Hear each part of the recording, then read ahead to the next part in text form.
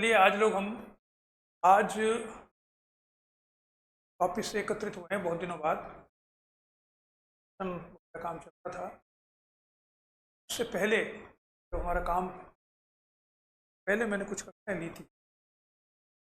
ये सिलेबस का एक हिस्सा है राजनीतिक सिद्धांत के बारे में। मैंने बात 3-4 वीडियोस बनाए हैं, तो मैं आप लोगों के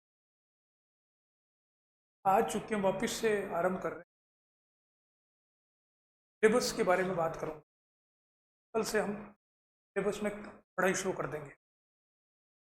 देखिए, मैंने पहले भी बताया था आपको कि सिलेबस जो है उसको 6 महीने में हम तैयार करके पास करने के योग्य बन जाते हैं, ये मेरा मानना है।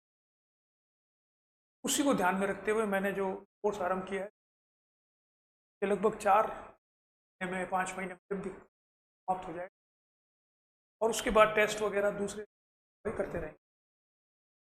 लेकिन 6 महीने में परीक्षा उत्तीर्ण करने के लिए आपको स्ट्रेटेजिकल प्लानिंग करनी चाहिए।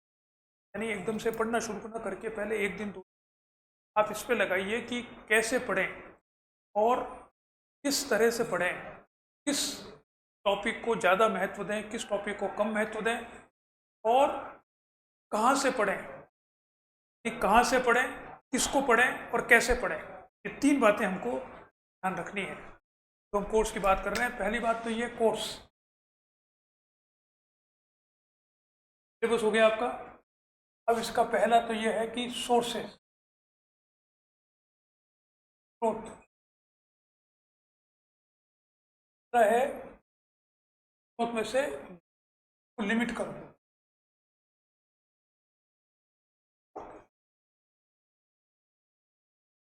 सिलेबस को कम करो, ना कर सकते हैं। और थर्ड है हाउ टू स्टडी, कैसे पढ़ें।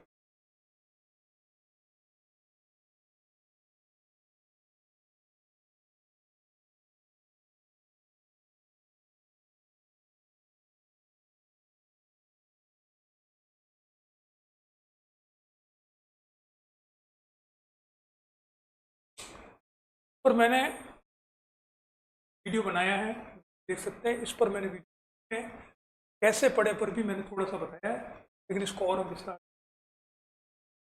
ये आपका जो कोर्स है लेक्चरर बनने का, उस कोर्स को मैं 3 तरह से देखना चाहता हूँ। उसके बाद हम देखेंगे कोर्स क्या है। पहली बात यह है कि कोर्स कहाँ से पढ़ना चाहिए। मैंने 13-14 पुस्तकें आपको बताई जो आपके कोर्स को कवर करती, लगभग पूरा कवर नहीं करती लेकिन लगभग कवर करती। अब उसके बारे में मेरे पास कमेंट्स आए कि सर ये तो बहुत ज़्यादा किताब हो गई इतना। देखिए, सब कवर टू कवर पढ़ना आवश्यक नहीं बताई जाती है। तो मतलब ये है कि वो आपके पास होनी चाहिए। इतना पैसा आप खर्च 500-700 रुपये, 1000, 2000 रुपये तक की में वो किताबें सारी आ जाएगी। उन किताबों को अपने पास रखें।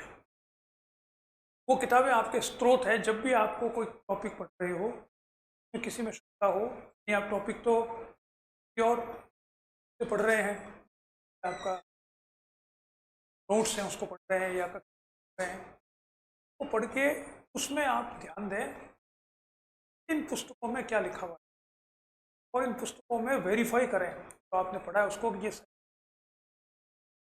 पुस्तकों का होना बहुत आवश्यक है।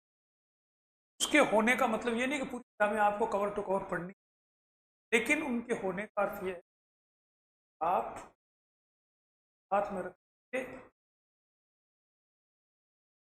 अनुराग पैदा होगा। 30 घंटे हो गए तो आपका दिमाग उन पुस्तक, सिर्फ नोट्स रखोगे तो नोट्स की तो जगह थोड़ी सी एक कागज में रख, एक किसी 7 किताबें रख दी, बहुत सी चीज़ें में आते हैं पर ध्यान ही नहीं माने। अगर आपके पास वो 15 किताबें सामने तो आपका ध्यान बार बार वहीं जाए। स्रोत मैंने बताया हिंदी में, चूँकि हिंदी माध्यम के बच्चे ज़्यादा हैं, हिंदी में स्रोत मैंने बताए उनको आप देख 13-14 किताब कर सकता हूँ मैं संक्षेप में। फिर उसको मैं 4 भागों में विभक्त करता हूँ। पहला भाग जो है राजनीतिक धारणाएं, सिद्धांत वगैरह, कारकों के सिद्धांत के बारे में, अवधारणा के बारे में आप आपकी किताब है, की किताब है, कारकों की किताब, तो आप देख सकते हैं।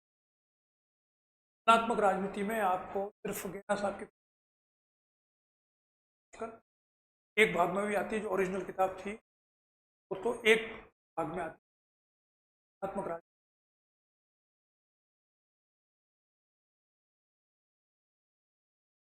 फंड कंपनी के अलावा अंतर्राष्ट्रीय राजनीति में रामदेव भारत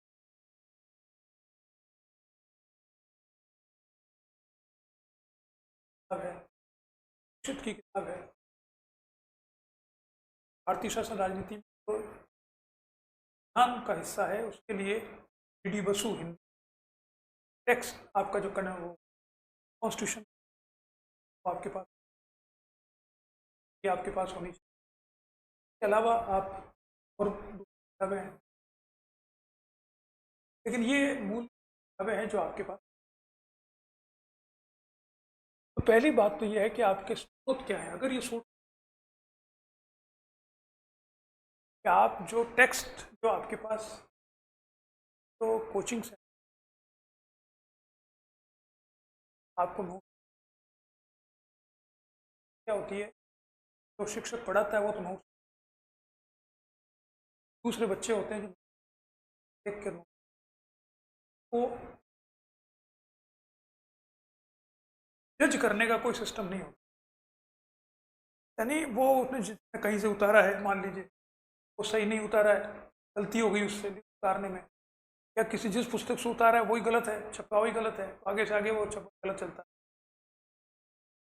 बहुत से उदाहरण मैंने दिए थे आपको। उदाहरण तो यही है कि ये किताब है मॉडर्नाइजेशन ऑफ इंडियन ट्रेडिशन, वो समाजशास्त्र की एक बहुत महत्वपूर्ण टेक्स्ट है भारतीय समाज को समझ, वो प्रोफेसर योगेंद्र सिंह।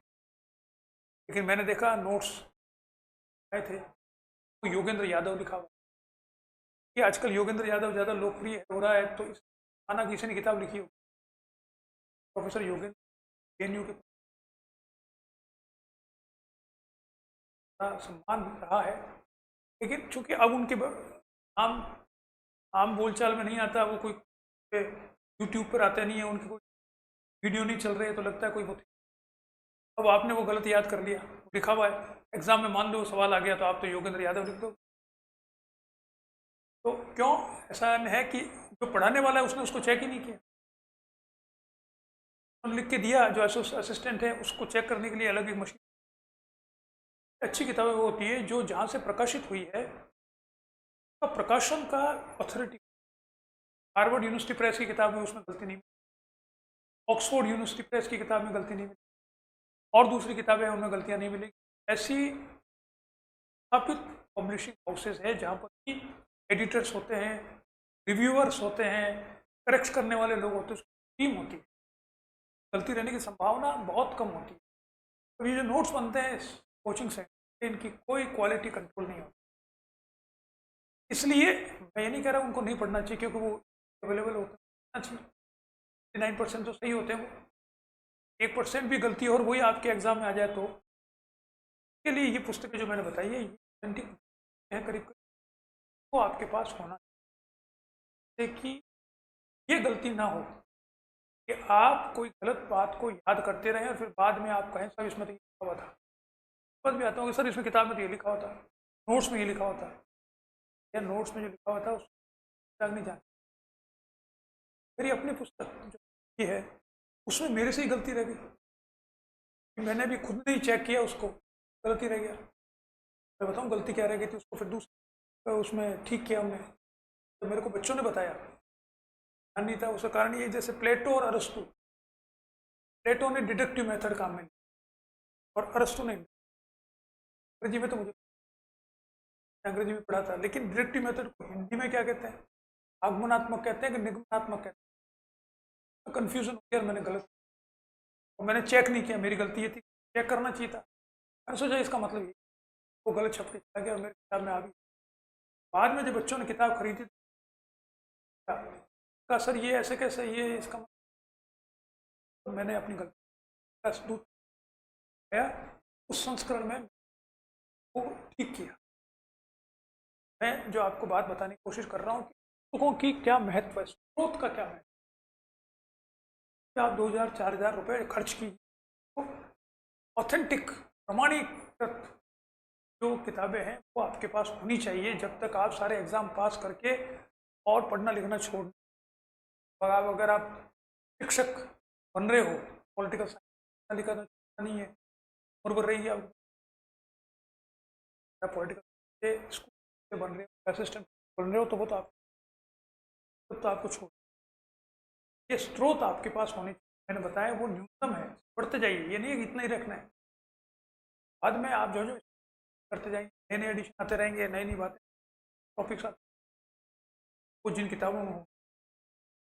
तो एक अच्छे प्रकाशन पुस्तकें आपके पास होनी, अच्छे प्रकाशन की, अच्छे शिक्षकों की आपके पास होनी चाहिए, तब आपके स्रोत को प्रामाणिक और उसमें लिखा हुआ बात, ये पहली बात। दूसरी बात, सिलेबस को कम कैसे करें। सिलेबस मैंने देखा सिलेबस मेरे हिसाब से मैंने देखे 89 टॉपिक्स, अगर एक एक टॉपिक को अलग करें। अब उन 89 टॉपिक्स तो जो उसमें लिखे हुए आपके सिलेबस में शब्द वो हैं, कि उसमें से एक कम हो गया, कोई नया सिलेबस नहीं। Decline and revival of political theory शायद कम हो गया, 80 रह गए। अब वो 88 टॉपिक्स तो हैं, उनमें सब टॉपिक्स होंगे इसमें लिखे, क्योंकि इतने सारे तो लिख ही नहीं सकते, तो टॉपिक तो वही है, लेकिन उन टॉपिक्स के सब टॉपिक्स हैं। तो अगर हम छोड़ भी जाए तो फिर 89-90 आपके पास हैं। 90 टॉपिक्स में से मेरा मानना है कि लगभग 70 टॉपिक, 70 टॉपिक वो आपका, बाकी को आपको अध्ययन करेंगे तो भी उसमें सरसरी निगाह से ज़्यादा समय से व्यस्त करने की जरूरत। जैसे मेरा जो मैं आपको 200 घंटे पढ़ाऊंगा, तो मैं स्ट्रक्चर आपको बता रहा हूँ इसी के। 200 घंटे में से 100 घंटे मैं दूंगा पहले भाग को। 4 भाग मैंने बनाए हैं, उसको वापस से देखिए आप। पहला है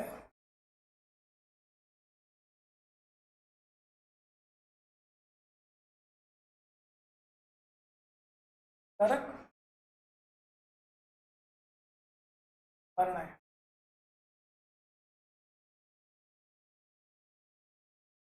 पहला भाग ये है। इस भाग को मैं दूंगा 100 घंटे कम से कम, आधा टाइम समय, ये 1/4 है वैसे तो, लेकिन मेरे हिसाब से ये हाफ मिनिमम है। इसी में समस्या आती है, इसी में क्योंकि ये समझने का है सबसे ज़्यादा, और इसके जो सवाल बनते हैं वो भी बड़े ऐसे होते हैं जो सामान्य किताबों में मिलते ही नहीं। आप सवाल भी मैं आपको बताऊंगा, कि आपको प्रैक्टिस भी कराऊंगा, और इस पर लगभग 100 आवर्स में।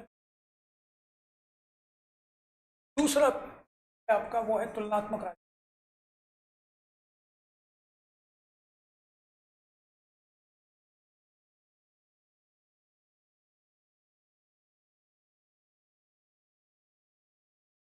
तुलनात्मक राजनीति में मूल रूप से दो बातें हैं, दो बातों में डिवाइड करते हैं। एक तो भारत को छोड़ दीजिए आप, अमेरिका, ब्रिटेन, फ्रांस और स्विट्जरलैंड, 4 हैं। 4 की सरकारें कैसे काम करती है, एक तो ये भाग है एग्जीक्यूटिव लेजिस्लेटिव, चारों में क्या होती है, ये आपको तैयार करना है। एक भाग तो ये। अब इसमें कोई सिद्धांत नहीं है ज़्यादा, पढ़ लें, इसको याद करना है आपको। दूसरा टुकड़ा इसका जो है वो है शुरुआत का, जो 4-5 टॉपिक जो है, जो नए आए हैं। तुलनात्मक राजनीति, तुलनात्मक राजनीति नए सिद्धांत क्या है, नई अवधारणाएं क्या है, नई दृष्टिकोण क्या है, वो अलग अलग, सबका मतलब अलग अलग होता है, लेकिन अभी मैं वो एक साथ सम्मिलित उनको दृष्टिकोण कहें, सिद्धांत कहें या उदाहरणाएं कहें, राजनीतिक जैसे संरचनात्मक, प्रक्रियात्मक या जैसे राजनीतिक, इन सब को आप व्यतीत कर लें तो ये दूसरा हिस्सा हुआ तुलनात्मक राजनीति। तीसरा हिस्सा इसका बाकी का है छोटा, जिसमें भारतीय शासन राजनीति में एक तो है संविधान जो बड़ा हिस्सा है, मेरा मानना है कि ये सबसे महत्वपूर्ण हिस्सा है। इसको दो तरह से विभाजन किया जाता है। एक तो शुरुआत की 1919 का एक्ट क्या था, 1950 विधानसभा क्या थी और उसका प्राकथन क्या, कैसे बना। दूसरा आता फिर जो विशेषता है उनको, प्रोविजंस जो है उसमें, उनको विस्तार में पढ़े कि क्या क्या है आपके मूल अधिकार, नीति निर्देशक तत्व, आपका संघीय व्यवस्था और न्यायपालिका, राज्य, जुडिशरी, सब मिलाकर दूसरा हिस्सा बनता है। राज्य की भी बात की जाती है, गवर्नर क्या, ये बड़ा हिस्सा है। और तीसरा हिस्सा जो है वो है इसकी प्रैक्टिस।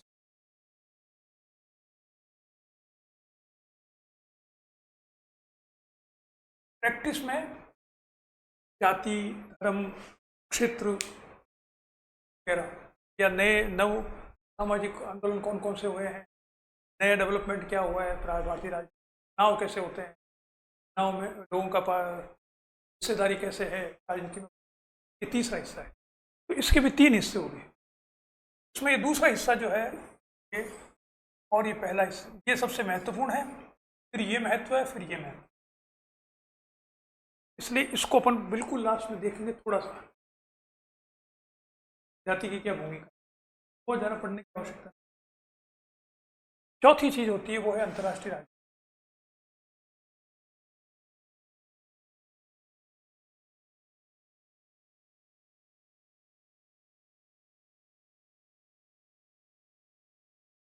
अंतर्राष्ट्रीय राजनीति में तीन बातें हैं।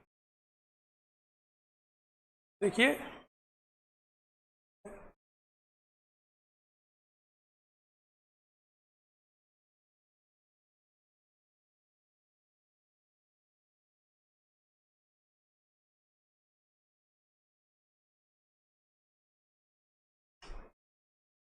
अंतर्राष्ट्रीय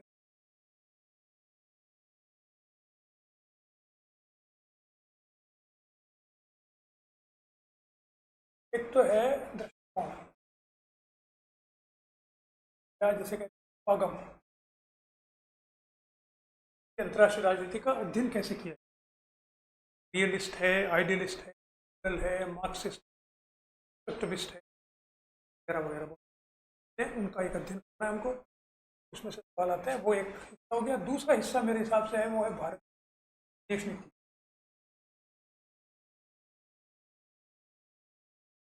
देश नीति में वो सब सम्मिलित हैं कि कैसे, कितना पढ़ना है, कैसे विदेश ही है, क्या क्या उसकी विशेषताएं हैं, और उसके बाद में एक्चुअल में वास्तव में किन किन से कैसे संबंध रहे। इसमें मैं शामिल करता हूँ भारत और अमेरिका के संबंध, भारत और रूस के संबंध, भारत और पड़ोसियों से संबंध, भारत और नाम में उसकी क्या भूमिका है, और यूएनओ में भारत की क्या, यानी भारत से संबंधित जो कुछ भी है अंतर्राष्ट्रीय, वो दूसरा, ये सबसे बड़ा है। तीसरे हिस्से में दो बातें आती है, एक तो आते हैं ऑर्गेनाइजेशन और एक आती है प्रैक्टिस। ऑर्गेनाइजेशंस में यूएनओ वगैरह है, थोड़ा सा देख लें, और प्रैक्टिस के अंदर शीत युद्ध क्या था, शीत युद्ध के बाद क्या हुआ, या अंतर्राष्ट्रीय जगत में कहाँ कहाँ पर कौन कौन सी घटनाएं हो रही जो अंतर्राष्ट्रीय राजनीति को, ये तो इस तरह से तीन तरह से हम इसको भी तीन तरह से हम, तो ये सिलेबस कम कैसे करें, इसमें मैंने ये बताया आपको कि सिलेबस को कैसे तोड़ा जाना है। मैं इसे तोड़ूंगा, और उस तोड़ने में जो पहले दो हिस्से हैं वो करीब 70 टॉपिक्स हैं आपके, उस पर हम ज़्यादा ध्यान देंगे, और बाकी के 20 टॉपिक्स पर कम ध्यान देंगे। 70 टॉपिक को अगर आप पूरा तैयार कर लेते हैं तो आप, मेरा मानना है कि आप कक्षा में, परीक्षा में पास होने में आपको बहुत ज़्यादा सहायता मिलेगी। इन 70 टॉपिक्स में मैंने बताया जैसे कि जो आपका राजनीतिक चिंतन मतलब है वो पूरा तैयार करना, क्योंकि वो समझने का है, वो मुश्किल है। अगर वो पूरा तैयार ढंग से कर लिया तो आपके काफ़ी सवाल सही हो जाएंगे। बाकी सवाल सिर्फ तथ्य याद कर लें, उस पर मैं 100 घंटे दूंगा। बाकी के 100 घंटे इन 3 में हम डिवाइड करेंगे और इन 3 में हम 30-30 घंटे, 10 घंटे किसी में ज़्यादा हो सकते हैं, 30 आवर्स में सब। तो बाकी 3 और उन 30-30 घंटे में हम तो पहले 2 पोर्शन हैं हर टॉपिक्स के, वो ज़्यादा महत्व देंगे, उसमें 25 घंटे दूंगा। लास्ट के टॉपिक्स में 5 घंटे, 4 घंटे, 2 घंटे का जो महत्व होगा। ये हो गया दूसरा हिस्सा कि सिलेबस कम कैसे करें। तीसरा हिस्सा हम कर रहे हैं कैसे पढ़ें। कल ही एक वीडियो डाला है, पढ़ने का कई स्टेप्स हैं। सबसे पहला स्टेप, या स्टेप करने से पहले जो मैंने कहा वो है इच्छा। क्या आप वास्तव में परीक्षा में पास होना चाहते हैं? में तो बड़ा आसान लगता है, सब जो कहता है वो कहता है, लेकिन वो इच्छा आपकी कितनी तीव्र है ये इस बात पर करेगी कि आप कितनी सघनता से, एकाग्रता से, कितना समय देकर, कितनी एनर्जी लगाकर आप, अगर आप कहते हो बढ़ना चाहता हूँ और आप समय दे रहे हो 25 घंटे में, आप जब पढ़ने आए हैं तब भी आपका ध्यान वहाँ पर नहीं है। आपको कहा गया नोट्स बनाइए तो नोट्स भी पूरे नहीं बना रहे हो। कि मैंने देखा कि कई बच्चे आते हैं वो ये समझते हैं कि जैसे फीस दे दी और आ गए तो अब वो आप जवाई हो गए। अब तो शिक्षक करे सारे काम के साथ, सवाल भी वो बनाए, टेस्ट भी वो कराए, ABC भी वो बताए, वो कुछ नहीं करना चूंकि हमने तो फीस, वो पास नहीं होगा। सॉरी टू से दिस, पास आपको होना है, शिक्षक को थोड़ी होना है। शिक्षक आपको सिर्फ सहायता कर सकता है, हेल्प कर सकता है, आपको गाइड कर सकता है कि सही तुझमें गाइड करने की कोशिश कर, सही गलत में अंतर बता सकता है, किसको पढ़ना चाहिए, कैसे पढ़ना चाहिए ये बता सकता है, लेकिन पढ़ना तो आपको ही पड़ेगा ना। तो पहली बात तो तीव्र इच्छा होनी चाहिए। वो शिक्षक को मालूम पड़ जाती है थोड़े दिनों में कि आप में इच्छा है कि नहीं। आप अगर बहाने करने लग गए हो, करती आप में इच्छा नहीं है कि आज धूप थी और आज सर्दी थी और आज बारिश आ गई थी, चले गए थे, आपकी कोई, आप टाइम पास कर रहे हो। सारे काम छोड़कर अगर आप 6 महीने इस पर लगोगे तो आप निकल जाओगे, क्या कहना है। सारे काम छोड़कर इस पर नहीं लगोगे तो 6 साल तक करते रहोगे, पास होते रहो। कभी आप रिटर्न में पास हो जाओगे, तुम्हारे जाओगे, प्रीलिम में पास हो जाओगे, कभी साल घर वालों के बर्बाद करोगे, पैसा भी खराब करोगे, अपना टाइम खराब करोगे, अपनी एनर्जी खराब, फ्रस्ट्रेटेड होकर वापस जाओगे। वो नहीं करना है। क्या करना है? पहले तो अदम्य इच्छा, ओपन आवर का मैंने बताया, विल टू पावर होनी चाहिए, सीड होने, रिफेस्ट होनी चाहिए, यानी दिखनी चाहिए, होनी नहीं चाहिए, अंदर अंदर दिखनी चाहिए। शिक्षक को भी दिखनी चाहिए। शिक्षक आपसे घबराने लग जाएगा, अरे यार ये फिर आ गए, ये सवाल पूछेंगे, ये तो काम करके लिया है, मैंने तो पूरा भी तैयारी नहीं किया, इसको बता। आज 11 बजे का समय था तो 11 बजे से पौने 11 बजे आके बैठ गए। शिक्षक को आपसे प्रेरणा लेनी चाहिए कि भाई ये इतनी अदम्य इच्छा लेके आए हैं पढ़ने के लिए, शिक्षक भी उससे उत्साहित होता है। पहली बात तो आपकी इच्छा होनी चाहिए, ये बहुत जरूरी है। ऐसा देने से इच्छा क्रिएट नहीं होती। जी दे रहे हैं आपके, आपने क्या किया उसको। अब शुरू कैसे करें?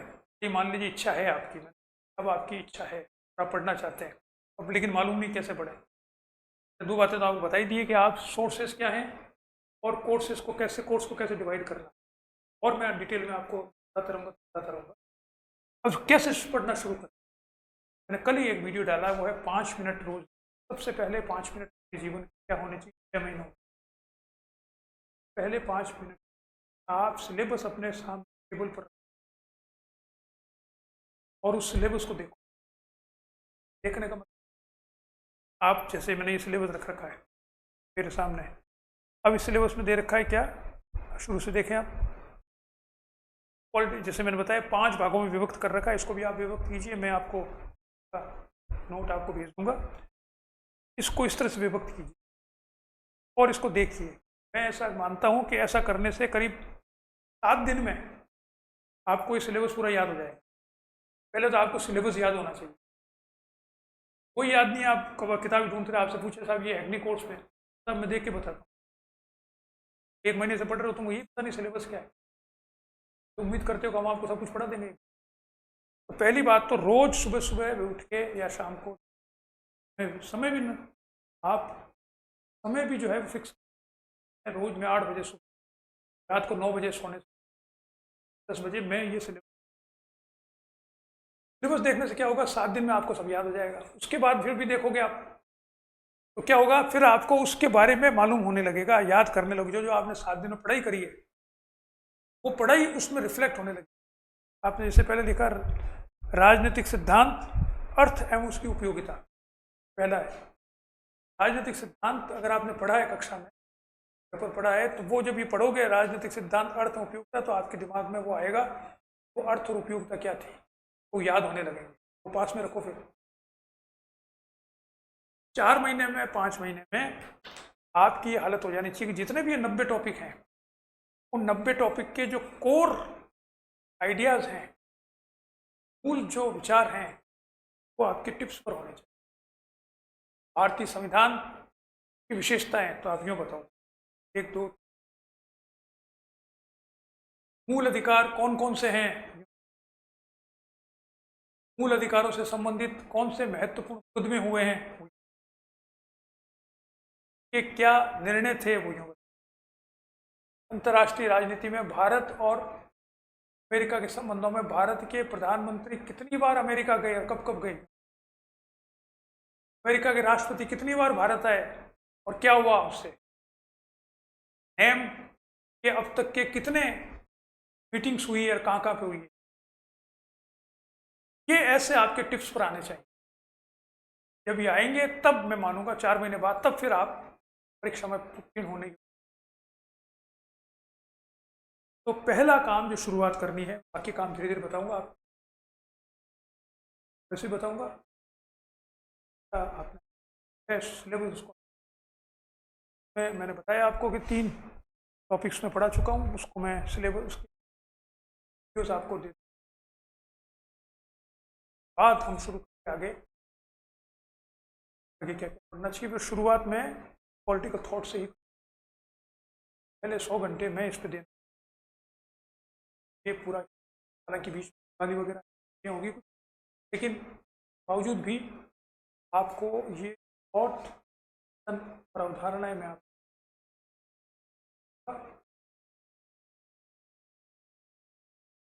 आज इतना ही, कल फिर हम